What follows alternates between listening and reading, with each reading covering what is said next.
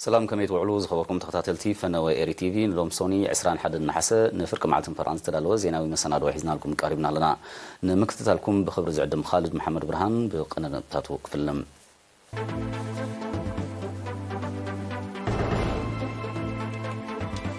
هاجراو فيستيفال إيرتراك لتشحن عسران سلستن تمال عسران حسة بوقعي تزازيمو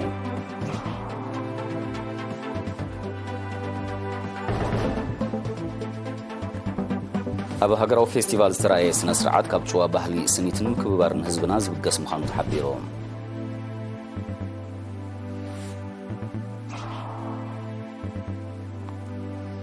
أبزوب عن سباتر إيو حمام تي في بالعلي 900 نكيو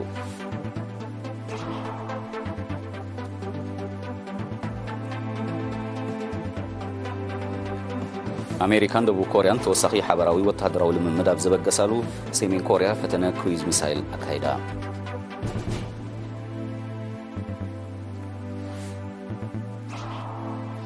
أب ديمقراطية ريبابليك كونغو أب معسكر تمزابلتو زقات محادقة بارع سباون نواتاون كساراتات وريدو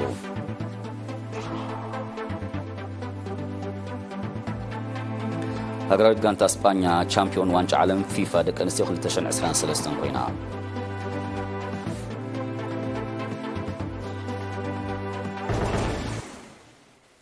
زرزر زينا كاب 13 نحاسه اب قصري اكسبو كايد زغني هاجراو فيستيفال ايرتراخ 2023 تمالي بستغبر سنه سرعت بوقعي تزازيمو نتمدب استخاتاتله غازيطኛ ساميل هابته ميكائيل زدالو تصاب غره مسقل غرزغي هركو ربويو سنت كوينو كيلو كنت تعمى لو بفرد ميخو تعزو سقرم نسنت كوينو كيلو كنت قياس سطوم مسرع بزبل تيما بريزيدنت إسياس أفورقي بعصر سلستان هاسب وقعي زغفتو هاجراو فستيفال إيرترا كل تشحن عسران سلستان تمالي عسران هاسي أب كسري إكسبو بستقبر سنة سرعات تزازيمو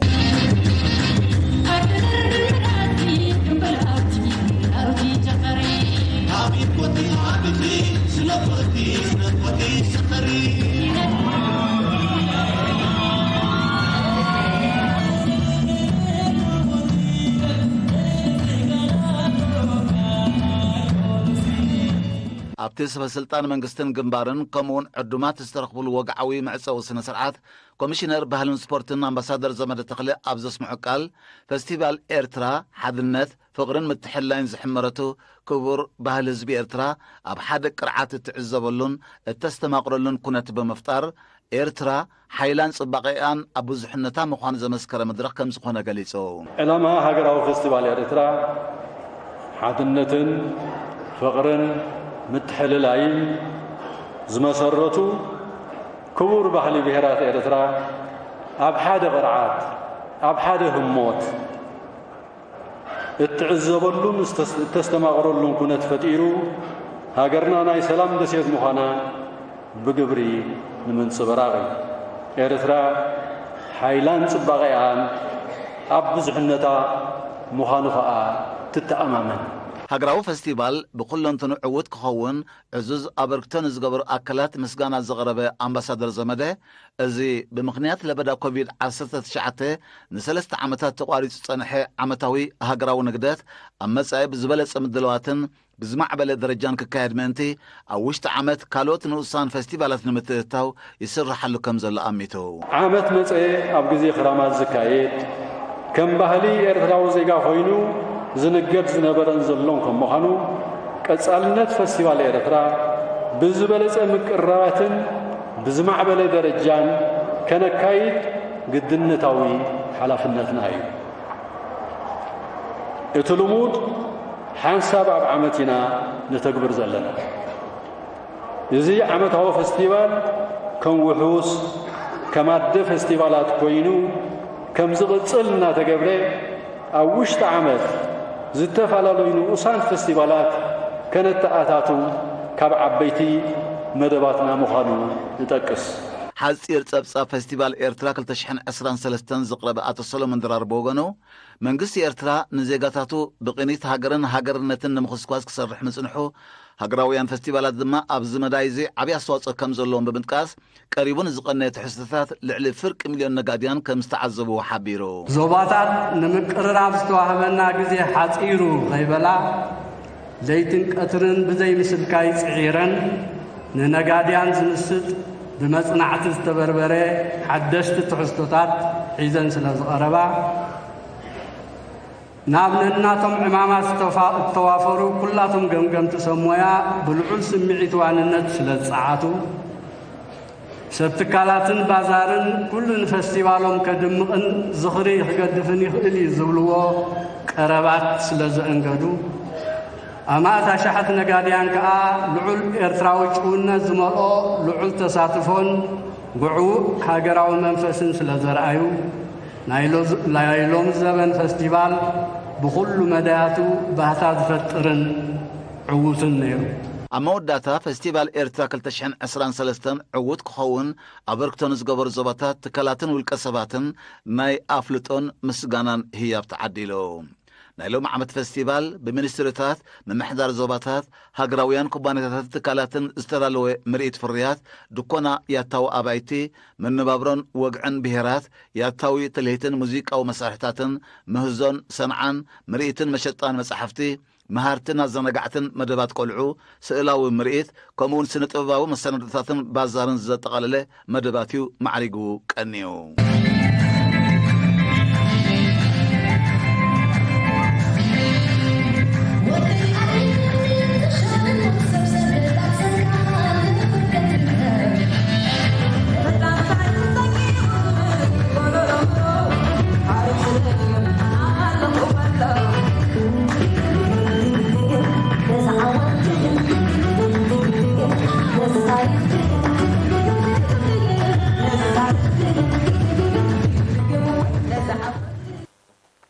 أب هاجراو فيستيفال إيرترا لتشن 23 استرايا سنة سرعات كابتشوا باهلي سنيتن مكبارن حزبنا زنقل مخانو أخبرت ستان نقاديان نقاليتهم وكيل إرينا يوناتان عبيون زدالو تبتاب ياسين صالح كوربويو أب كميات هاجراو فيستيفال زترايا سنة سرعات كابتشوا باهلي سنيتن مكبارن حبرت سب إيرترا زنقل مخانو تحبيرهم أزستي سالساين رابعين مدبرات بوليس كابيتان مبرهتو محارن كابيتان سنبلاوي تردان أبزهبو حبريتا بينغاديان زترأي سنة سرعات نكبور بهلن الروم سنة مقبارن حبرت سنمنا زقول لحكوينو خمز رخبو أرقاقيتهم زقاني مرئيسنا فيستيفال عزيز حقوسيو بوغن حزبي بزلنا عزيز عق حزبي كأتقنيو مخنياتو مأتو أفدقائزي تحزبي كاب مجمرت جميرك صحجي زلعله متحبار يزلا قال كاب قلعو كاب كوتتي وي من اسيات زرد قال قدتات قلطيفنا هنا خمس ارم غبرن كاب جميرك صحجي ولا حنت استرعين زقاطمن صقمات اينبرن صراحه بصع من صعقيو ناتبرارنا بشفت ግን زقاطمنا ነገር የለን እዚ በዓል እዚ ንሕና ጥራሕ ይኮንና ንሰርሕ ዘሎ ህዝብናውን معرينا دكاتات لله أبت سراح زتوافروا أبالات بوليس بوغنم حزب إيرترا سلام كبابيو أمو حاس نزلو لعل نقحاتن قدان بمتكاس نزت رأي متحبار موقسهم تعمل صبغ بديسيبلين يزغي زل حزبنا أب قال نايش نقرات يرأيو دقة قلتيفو أي إرم أكايدو تحزبنا صبغ له بصبغ يوم زخدلو يتحاورنا له بزيناتهم متحبارون كساب حجي كن كيدا يمخالنا نيرنا مناتهم متحبرنا صبغ زلنا بصراحه تحقاقيزنا نسرح لنا اندتشفافنا بتعم صبغ له حزبخا صعقلو نتصعق ግን اندتشفافنا بعلنا نقدو لنا مالتي أبالات بوليس ترافيك زوبابا أكل بوغنم أب دحنا ترافيك بزكاية زلو قطراو سرحات أب كبابي قصر إكسبو زقاط محادقا كم زي لقليصهم وغن بوليس ترافيك نسرح زي مستلعق من قصاص ناي تشكركرت زلو تدلنا عقم سب أبسلست شفتي 24 ساعات ليتن قطرن بموهات نتي صعقنا من قصاص بوتوهم دحز يدلو ناي صعقنا حزبي مستم حلوا دلو ناي مدبرات موهات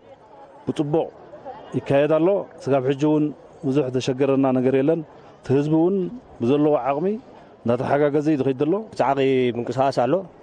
እቲ ንገብሮ ዘለና ኣህላኽ ስራሕ ከዓ ሳብ ሕጂ ዘጋጠመ ሓደጋ የለን ኩሉ ነገር ብፅቡቅ ይሰላሰል ዘሎ በጻሕቲ ኣብ ዝሃብዎ ርእቶ ዝተረኣየ ስነ ስርዓት ምስ ስርዑን ስልጡን ኣገልግሎት ህዝባዊ መጓዓዝያ ተደሚሩ ንዝቐረበ ትሕዝቶ ብግቡእ ከስተማቕሩ ምቹእ ኩነታት ከም ዝፈጠረሎም ብምጥቃስ ንተራ ኣኽበርቲ ጸጥታን ጨንፈር ህዝባዊ መጓዓዝያን ሞጊሶም ናይ ብሓቂ እዚ ዓመት እዚ ውዕውዕ ዝኾነ ፌስቲቫል ኩሉ ሰብ ደስ ኢልዎ ኣቲኻ ስለ ዝረኣኾ ብጣዕሚ ጽቡቕ ኩሉ ብፍሕሹ ገጽን ብርሃን ኣነ ገዛርሰይ ምስ ደቀ መፅእ ኣለኹ ገርመ ካብዚ ዘሎ ምክብባር ብጣዕሚ እቲ ሰብ ኩሉ ተሓላልዩ ጸጥታ ዋላ ኩሉ ዘሎ ብጣዕሚ ደስ ዝብል እዩ ክሳብ ሕጂ በቃ ኩሉ ጽቡቕ እዩ ዘሎ ፀገም ከዓ ዝበሃል የለን ጽቡቕ ፈለማ ኢና ንሪኦ ጽቡቕ እዩ ብጣዕሚ እቲ ጸጥታ ብጣዕሚ ክንዲ ዝኣክል ህዝቢ ንኽትቆጻጸር ብጣዕሚ ከቢድ እዩ ብጣዕሚ ግን እቲ ሰብ ከዓኒ ኣብ ናይ ጸጥታ ዲሲፕሊን ዘሎ ባዕሉ እናቱ እንታይ ሽሙ ኣለዎ ተረዲኡካ ነቲ ባህሊ ንኸኽብር ነታ ሃገር ንኸኽብር ኣብ ዝኸድካዮ ናይ ኤርትራዊ ጠባይካ ትፈልጦ ኢኻ ብናይ ዲሲፕሊን ኣለዎ ክብረት ናይ ባህሊ ናይ ዓብዪ ምኽባር ወላ ኣብቲ ሪጋ እንተረኣኻዮሲ ክብረት ኣሎ ንስኻ ሕለፍ እንዳተባሃሉ ኣብ ሪጋ ሰብ ዝሕልፍ የለን ኣብ ካልእ ግን ዓብዪ ሕለፍ ጎደሎ ኣካል ዘሎ ናይ ስንኩል ናይ ገለ ብጣዕሚ ኣኽብሮት ኣሎ ብዛዕባ ፀጥታ ኹን ብዛዕባ ምትሕባር ምክባር ናይቲ ህዝብስ ካብቲ ዝነበረ ሓድሽ ነገር ኣይኮነን እቲ ህዝቢ መጀመርታ ባዕሉ ስሩዕ እዩ ንስለ ትሕግን ስለ ምኽባር ከዓ እቶም ናይ ፀጥታ ኣለዉ ዋላ ሓንቲ ብዙሕ ዳሃልኮ ወይ እቲ ህዝቢ መስመሩ ፈሊጡ መንገዱ ፈሊጡ ባዕሉ ስለ ዝኾነ ወይ እቲ ህዝቢ ተገዲሱ ስለ ዝሰርሕ ደሎስ ብዙሕ ኣሸጋሪ ደሎ ነገር ኣይኮነን ደስ ዘብለካዩ ኣይኮነን ጋሻስ ንዓና ነቶም ደቂ ሃገር ከማን ስሕበት ስለ ዘለዎ ኢና ተረጋጋም ንመፅኦ ዘለና መጓዓዝያ ብጣዕሚ ጽቡቕ እዩ ዘሎ ተረዲእካ ምክንያቱ ሰብ ባዕሉ ናቱ መንገዲ ሒዙ እዩ ዝኸይድ ዘሎ ተረዲእኻኒ እዚ ተሽሙ የለን ምጭቕጫቕ የለ ገለ የለ ሰብ ባዕሉ ሪግኡ ዲሓልዩ ዋላፍቲ ውሽጢ ቦትኡ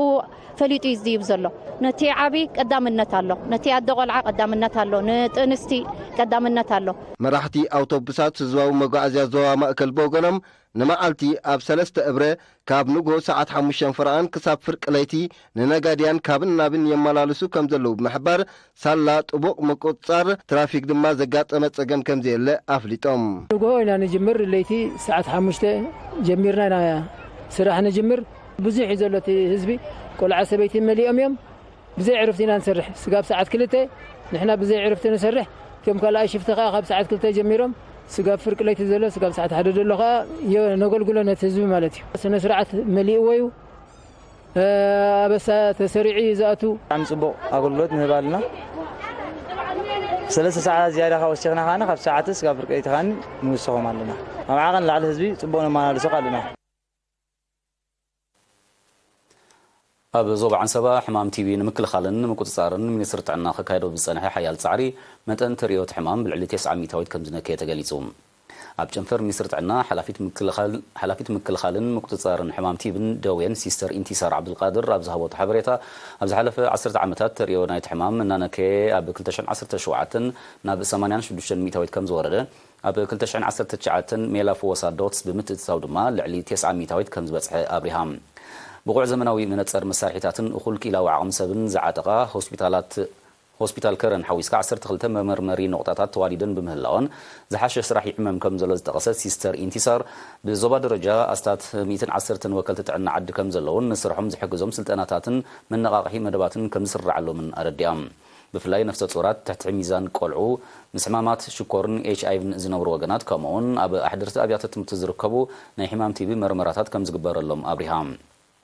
ሲስተር ኢንቲሳር ኣብ መወዳእታ ዝኾነ ሰብ ልዕሊ 2 ቀነ ዝቕፅል ሰዓል ዝህልዎ ወይ ዘለዎ ምዘስተብል ናብ ከባቢኡ ዝርከብ ትካል ጥዕና ብምኻድ ኩነታቱ ብምርመራ ክፈልጥ ብምዝኽኻር ኣብያተ መሸጣ መድሃኒት ናይ ሰዓል ምልክታት ንዘለዎም ተገልገልቲ ብዘይ ኣፍልጦ ሓኪም መድሃኒት ከይዕድሉን ናብ ትካላት ጥዕና ክልእኽዎምን ተላብያ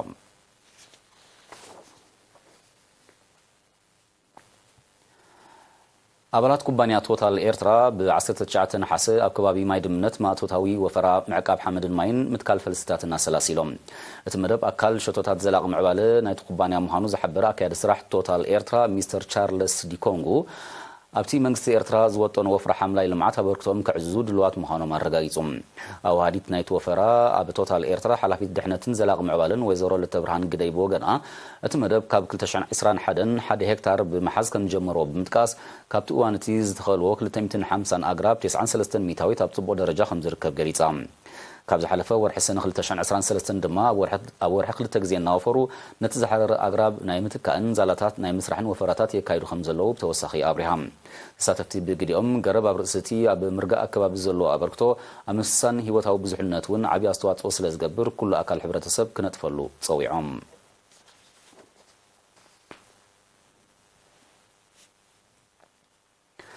ኣዛዝ ፖሊስ ዞባ ማእከል ሌተናል ኮሎኔል ግርማይ ገብረ ሚካኤል ብ19 ሓሰን ነበርቲ ንኡስ ዞባ ማእከል ከተማ ኣብ ምክልኻል ገበን ዘተኮረ ሰሚናር ኣካይዱ ኣብ ቀዳማይ መንፈቕ ናይ ዝዓመት ዝተፈጸመ ገበናት በደላትን ሓደጋታት ተሽከርከርትን ዝምልከት ዝርዝራዊ ሓበሬታ ዝሃበ ሌተናል ኮሎኔል ግርማይ ብናይ 2022 ብምንጽጻር ተሪኦ ገበናት ብ3.8 ሚታዊት ወሰኽ ከርኢ እንከሎ በደላት ግን ብ0.3 ሚታዊት ከም ዝነከየ ሓቢሩ ኣዛዝ ቀዳማይ መደበር ፖሊስ ተለንት ሃይለ ሃብተን ኣመሓዳሪት ንኡስ ዞባ ማእከል ከተማ ወይዘሮ ሂወት ሞገስን ብወገኖም ስጡም ርክብ ህዝብን ፖሊስን ኣብ ምንካይ ገበናትን በደላትን ልዑል ተራ ስለ ዘለዎ ህዝቢ ወናኒ ሰላምን ጸጥታን ከባቢኡ ምዃኑ ተገንዚቡ ገበነኛታት ኣብ ምቅላዕ ተሩ ክዕዝዝ ተላብዮም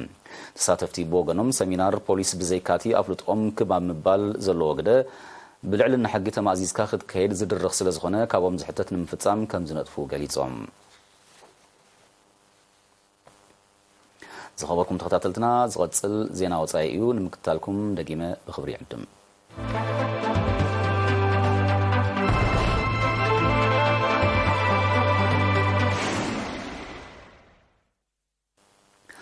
ኣሜሪካን ደቡብ ኮርያን ትማል 20 ነሓሰ ተወሳኺ ሓበራዊ ወተሃደራዊ ልምምድ ከበግሳን ከለዋ ሰሜን ኮርያ ሎም 21 ነሓሰ ስትራቴጂያዊ ክትብል ናይ ዝገለጸቶ ክሩዝ ሚሳይል ፈተነ ካይዳ ነቲ ካብ መርከብ ዝተኻየደ ፈተነ መራሕቲ ሃገር ኪም ጆንግ ኡን ብኣካል ከም ዝተዓዘቦ ወጋዓዊት መደበር ቴሌቪዥን ሰሜን ኮርያ ብስእሊ ኣሰንያ ቃሊሓ እቲ ፈተነ ነተን ሓበራዊ ልምምድ ዘካየዳ ዘለዋ ኣሜሪካን ደቡብ ኮርያን መጠንቀታ ምዃኖም ወተሃደራውያን ተንተንቲ ዝገልጹ ዘለዉ ሰሜን ኮርያ ነቲ ክሳዕ ምዛም ናይ ዝወርሒ ዝቐጽል ሓበራዊ ወተሃደራዊ ልምምድ ኣሜሪካን ደቡብ ኮርያን ካብ ምድላው ንወራር ፈለያ ከም ዘይትሪኦ ብምሕባር ከም ዝኾነነቶ ይግለጽ ሓበራዊ ወተሃደራዊ ንጥፈታት ኣሜሪካን ደቡብ ኮርያን ቀንዲ ምኽንያት ምኽራር ቅልውላው ሓውሲ ደሴት ኮርያ ኮይኑ ከም ዘሎ ናይ ቀረባ ተዓዘብቲ ይጠቕሱ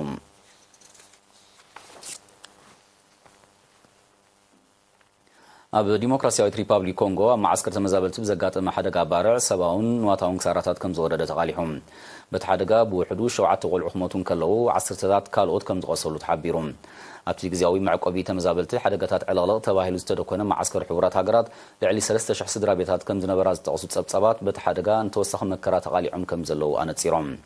ኣብ ዲሞክራሲያዊት ሪፓብሊክ ኮንጎ ብዕጥቃዊ ግጭትን ባህርያዊ ሓደጋታትን ልዕሊ 6.2 ሚልዮን ሰባት ካብ ቤት ንብረቶም ተመዛቢሎም ኣብ ግዜያዊ መዕቆቢ ማዓስከራት ሕቡራት ሃገራት ይርከቡ ዝበዝሐ ካብቲ ማዓስከራት ኣብ ማእከል ዕጥቃዊ ግጭታት ዝኾነ ዕቑር ጸጋታት ዝርከቦ ምብራቃዊ ሸነኽቲ ሃገር ዝተደኮነ ምዃኑ ጸብጻባት ይሕብሮም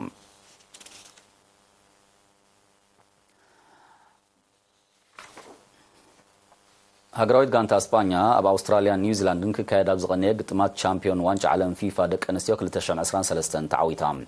ኣብዚ ካብ 20 ሓምለ ክሳዕ 20 ነሓሰ ዝተኻየደ ውድድር እስጳኛ ኣንጻር እንግሊዝ ኣብ ዘካየደቶ ናይ ፍጻሜ ግጥም 1-0 ብምርታዕያ ንፈለማ ግዜ ነቲ ዓወት በቂዓ ዘላ ኣብዚ ብድምር 32 ሃገራውያን ጋንታታት ዝተሳተፈ ውድድር ንኣህጉር ኣፍሪቃ ወኪለን ዝተሳተፋ ሞሮኮ ዛምቢያ ናይጄርያን ደቡብ ኣፍሪቃን እየን ነይረን ሞሮኮን ዛምቢያን ናይ መጀመርያ ተሳትፎን ክኸውን እንከሎ ሃገራውያን ጋንታታት ሞሮኮ ናይጄርያን ደቡብ ኣፍሪቃን ክሳዕ ግጥማት ፍርቂ ፍጻሜ ምብፅሕን ኣብቲ ዓውዲ ተበፂሕኑ ዘሎ ብቕዓት ዝምስክር ምዃኑ ተቓሊሑ ንፈለማ እዋን ክልተ ሃገራት ብሓባር ዝእንገድኦ ዋንጫ ዓለም 2023 ልዕሊ 570 ሚልዮን ዶላር ኣታዊታት ምኽዕባቱ ዝተቐሰ ፕሬዚደንት ፊፋ ጂያኒ ኢንፋንቲኖ እቲ ዓውዲ ስፖርት ንዝረኽቦ ዘሎ ሰሓብነትን ዘንጸባርቕ ምዃኑ ገሊጹ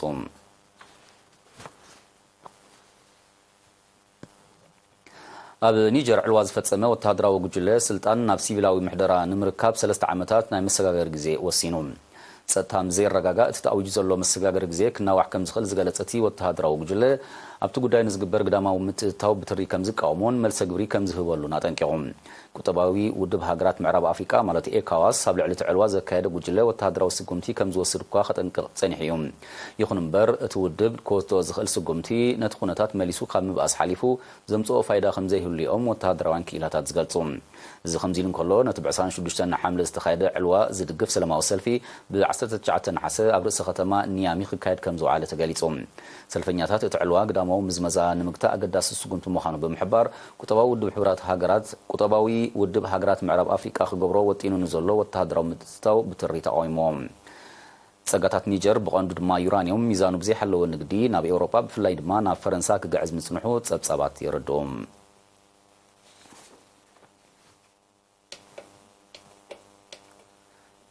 زي خبركم تخطاتلتنا نسعد استدالوه حفشاو زينا نمززام كان نقطات خدقمالكم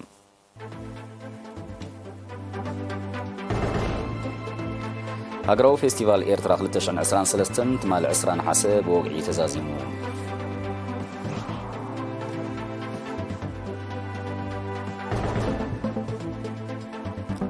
أو هاقراو فيستيفال استرائي سنة سرعات كابتشوا باهلي سنيتن مكبارن هزبنا زبقس محمد حبيرو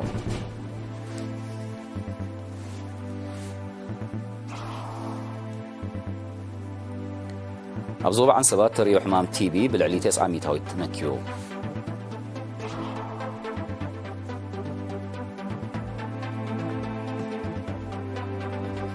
أمريكان دبو كوريان توسخي حبراوي وتهدراو لممد أبزب قسالو سمين كوريا فتنة كرويز ميسايل أكايدا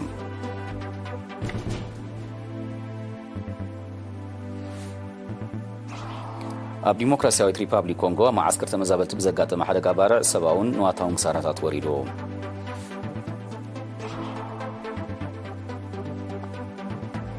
هاقراويت كانت اسبانيا چامبيون وانچ عالم فيفا دك انستيو 2023 ኮይና